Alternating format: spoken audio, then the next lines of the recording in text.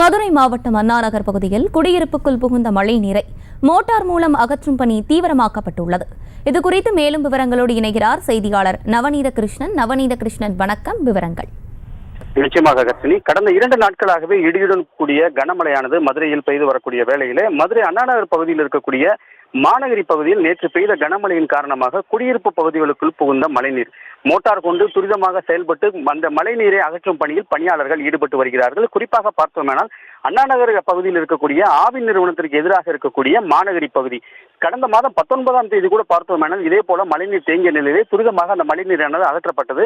காரணம், இந்த பகுதியில் இருந்து வண்டியூர் கண்மாய்க்கு செல்லக்கூடிய பிரதான மழைநீர் கால்வாயில் கான்கிரீட் கால்வாய்கள் அமைக்கும் பணிகள் நடைபெறு வருகிறது. அதே போல உயர்மட்ட மேம்பாலம் அமைக்கும் பணிகளுமான நடைபெற்று வரக்கூடிய நிலையிலே கால்வாய் வழியாக தண்ணீரானது செல்லக்கூடிய நிலையில் தடை ஏற்பட்டதன் காரணமாக குடியிருப்பு பகுதிகளில் புகுந்த மழைநீரை மோட்டார் கொண்டு அகற்றும் பணியில் ஈடுபட்டு வருவது குறிப்பிடத்தக்கது. மொத்தத்தில் தேங்கிய மழைநீரை துரிதமாக செயல்பட்டு பணியாளர்கள் தற்போது அந்த மோட்டார் மூலமாக தண்ணீரை அகற்றப்படக்கூடிய ஒரு நிலை இருந்து வருவது குறிப்பிடத்தக்கது.